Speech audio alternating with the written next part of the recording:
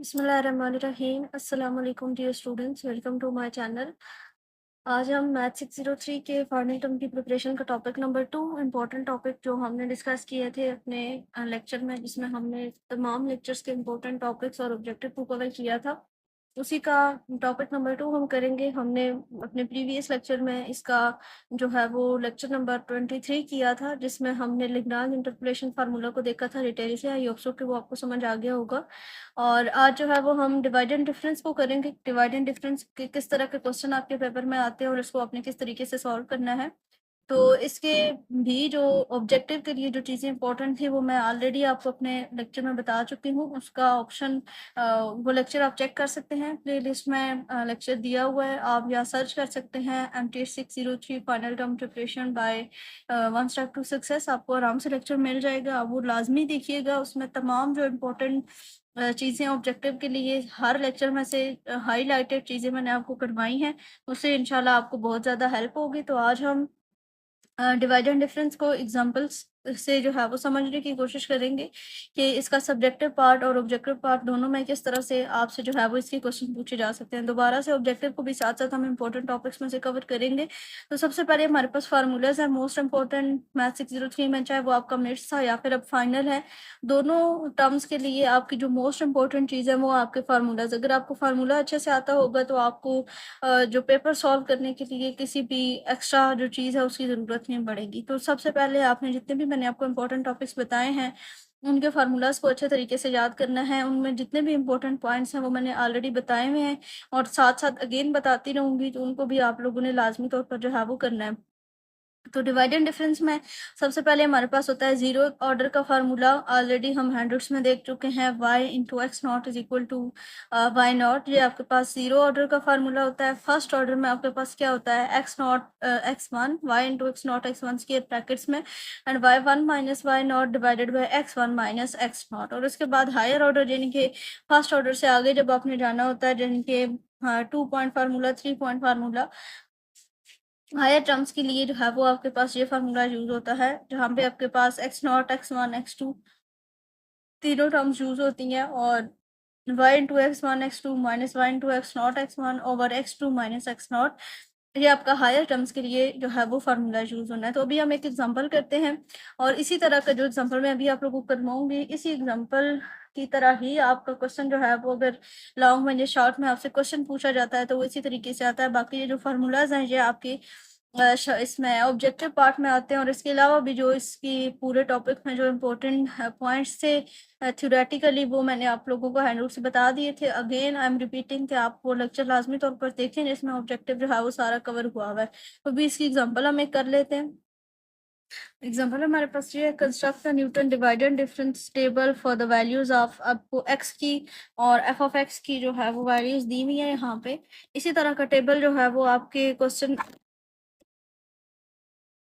Paper में भी इसी तरह का क्वेश्चन आपको दिया हुआ होता है। या तो ये पूरी थ्योरी आपको दी हुई होती है, या फिर सिंपल आपको इस तरह का टेबल दिया हुआ होता है जिसमें एक्स की और एफ ऑफ एक्स की वैल्यूज ऑलरेडी गिवन होती हैं। उसका आपने जो है वो डिवाइड एंड डिफरेंस निकालना होता है, और वो सिर्फ आपको जो है वो 3 टर्म्स तक ही आपने निकालना होता है। इससे मजीद जो है वो आपके पेपर में क्वेश्चन नहीं आता है। तो क्वेश्चन किस तरह से है, construct the Newton divide and difference table for the values of, सिर्फ आपने क्या करना है, यहाँ पे न्यूटन डिवाइड एंड डिफरेंस का टेबल ही बनाना है इन वैल्यूज के लिए।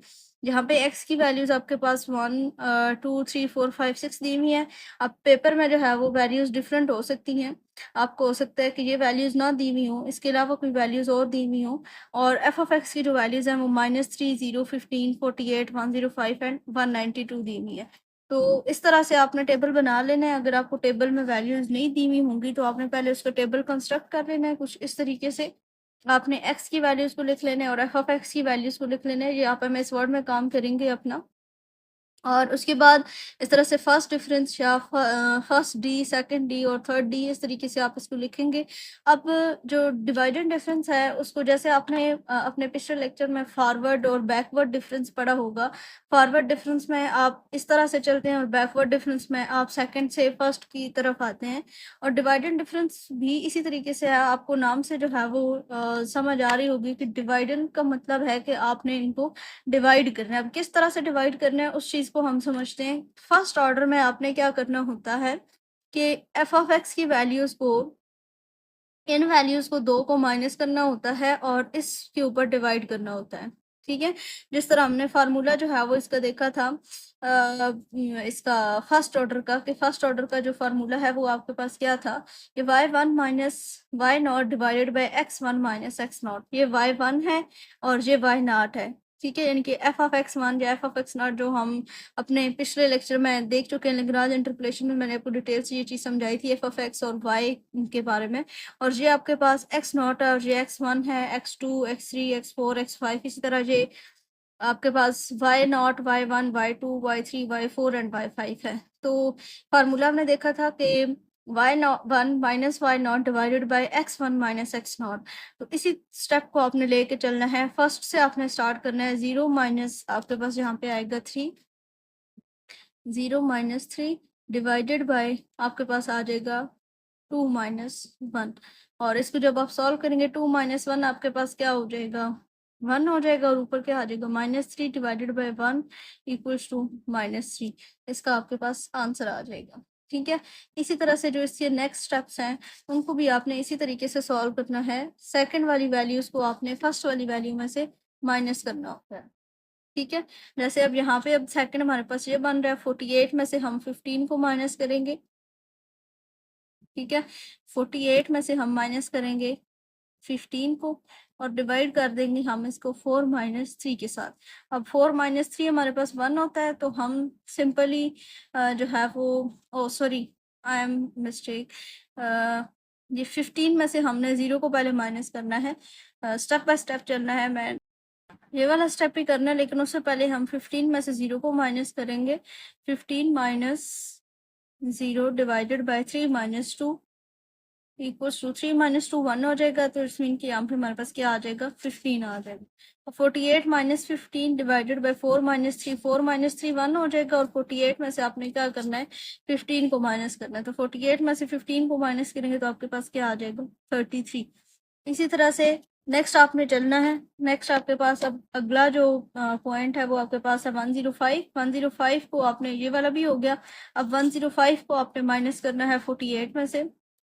105 माइनस 48 डिवाइडेड बाय, यहाँ पे 5/4 है, 5 माइनस 4, 5 माइनस 4 0 हो जाएगा। 105 माइनस 48 इक्वल्स टू आपके पास आ जाएगा 57 के। इसी तरह आप 192 माइनस 105 करना है।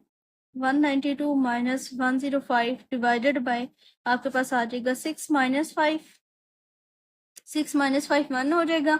192 माइनस 105 इक्वल्स टू आपके पास आ जाएगा 87। जी आपके पास जो है वो फर्स्ट डिफरेंस आ गया। फर्स्ट डिफरेंस हमने किस तरीके से निकाला है, हर सेकंड वैल्यू को फर्स्ट वैल्यू में से माइनस किया और डिवाइड किया है इसकी इक्वल में जो एक्स की वैल्यूज हैं उनके साथ, ठीक है? उनको माइनस करके अब सेकंड डिफरेंस में क्या करना है, आपने जो आपको फर्स्ट डिफरेंस आया है उस वाली वैल्यूज को आपने यूज करके जो है वो और एक्स की और फर्स्ट डिफरेंस की वैल्यूज को आपने यूज करना है, ठीक है?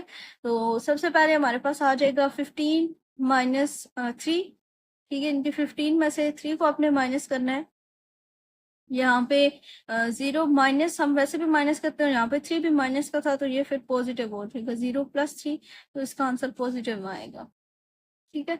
तो यहाँ पे अब हमारे पास 15 में से हमने 3 को माइनस करना है, 15 माइनस 3, और इस साइड पे अब 1 का डिफरेंस आ जाएगा, यानी कि जो आपकी जो x की वैल्यूज है ना, इसको आपने ध्यान से समझना है। ये चीज़ कंफ्यूजन क्रिएट करती है कि आप सेकंड डिफरेंस फाइंड आउट कर रहे हैं तो यहाँ पे आपने 15 माइनस 3 लिया है, तो यहाँ पे अब एक वैल्यू का दरमियान में डिफरेंस रख के आपने x की वैल्यूज को माइनस करना है, ठीक है? यानी कि 3 माइनस 1 आएगा 15 और माइनस 3 के नीचे, यहाँ पे आ जाएगा 3 माइनस 1। तो ये आपके पास बन जाएगा 15 माइनस 3 आप करेंगे 12 डिवाइडेड बाई 3 माइनस 1 2 6 और 12, तो इसका आंसर क्या आ जाएगा आपके पास 6। इसी तरह नेक्स्ट जो है वो आपके पास आ जाएगा 15 माइनस 3 हम कर चुके हैं, और उसके बाद अब हमारा जो नेक्स्ट है वो 33 माइनस 15 होगा, ठीक है? ये वाले दोनों आएंगे इनके 33 माइनस 15, और इसको आपने अब डिवाइड करना है। अब ये वाला हो गया। उसके बाद नेक्स्ट जो आपके पास टर्म है वो आपके पास अब 4 माइनस 2 बनेगी एक्स वाली वैल्यूज में से, ठीक है? सॉरी, जो एक्स वाली वैल्यूज हैं उसमें जो नेक्स्ट टर्म बनेगी वो आपके पास क्या बनेगी, 4 माइनस 2। 4 में से आपने किसको माइनस करना है, 2 को माइनस करना है। तो यहाँ पे आपके पास क्या बन जाएगा, 33 माइनस 15 इक्वल्स टू 18 और divided by 4 minus 2 equals to 2, 2 9 are 18 हो जाएगा। यानी इसका आंसर आपके पास क्या आ जाएगा, 9 आ जाएगा। नेक्स्ट आपके पास 57 माइनस 33 होगा, 57 माइनस 33 डिवाइडेड बाई, अब इस साइड से आपने इसको 5 माइनस 3, इनके एक का डिफरेंस रख के नेक्स्ट आपने चलना है, 5 माइनस 3 हो जाएगा, विच इज इक्वल टू, जब आप इसको करेंगे 5 माइनस 3 आपके पास क्या आ जाएगा, 2 आ जाएगा। और 57 माइनस 33 आपके पास 24, तो ये 12 के साथ काट जाएगा, तो इसका आंसर क्या आ जाएगा, 12 आ जाएगा। अच्छा, नेक्स्ट आपके पास 87 minus 57, 87 minus 57 divided by 6 minus 4 आ जाएगा, इक्वल्स टू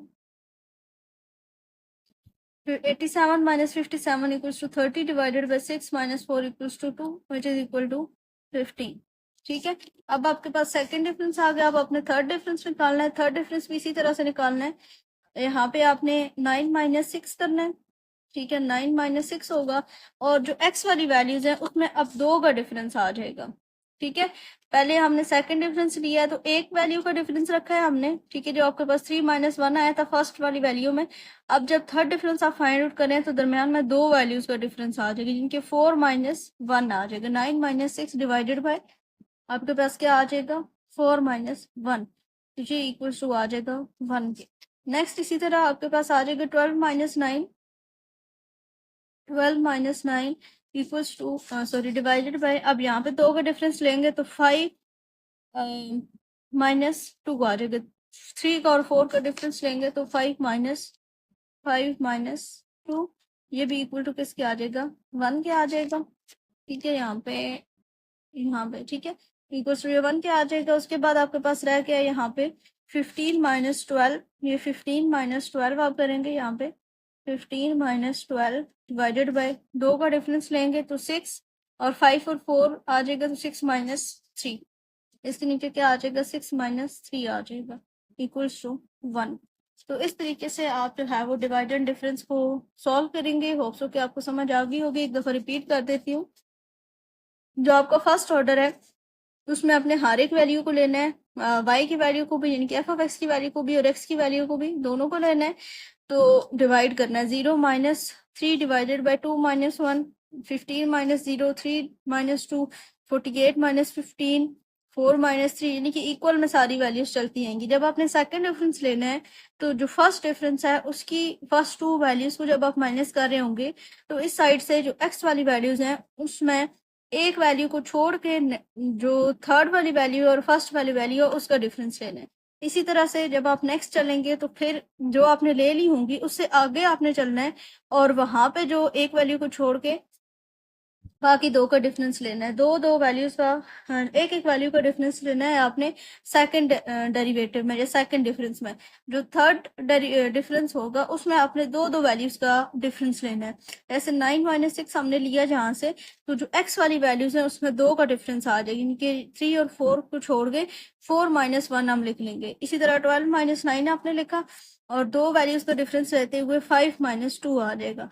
फिर 15 माइनस 12 आपने लिखा तो 2 वैल्यूज का डिफरेंस लेते हुए 6 माइनस 3 आ जाएगा। तो इस तरीके से आप जो डिवाइड एंड डिफरेंस है उसका टेबल बना सकते हैं और ये टेबल बनाना ही आपसे जो है वो पूछा जाता है। आपका जो पेपर है उसमें इसी तरीके से डिवाइड एंड डिफरेंस का टेबल जो है वो आता है और उसको आपने सॉल्व करना होता है। 3 चीज़ें थी इसमें, 3 आपने इसके फार्मूलाज अच्छे तरीके से याद रखने हैं और उसके अलावा आपने इस टेबल को अच्छे तरीके से प्रैक्टिस में ले लेना है कि किस तरीके से आप इसको सॉल्व करते हैं। तरीका मैंने आपको बता दिया है, वैल्यूज चाहे कोई भी हो इसी तरीके से आप जो है वो इस टेबल को सॉल्व करेंगे।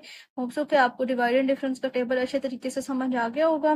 नेक्स्ट टॉपिक में, नेक्स्ट लेक्चर में इंशाल्लाह हम इसका जो इंटरपोलेशन का फार्मूला है उसको डिटेल के साथ समझेंगे। उसमें से इतने ज़्यादा क्वेश्चन तो नहीं आते, मतलब चांस नहीं होता, लेकिन वो आपके लिए इम्पोर्टेंट है, आपके लिए आगे काम आ सकता है। तो इंशाल्लाह हम उसकी एग्जांपल्स को भी सॉल्व करेंगे ताकि आपको अच्छे तरीके से पूरा एक टॉपिक जो है वो समझ आ जाए। तो मिलेंगे इंशाल्लाह नेक्स्ट लेक्चर में। इजाज़त दीजिए, दुआ में याद रखिएगा। अल्लाह हाफ़िज़।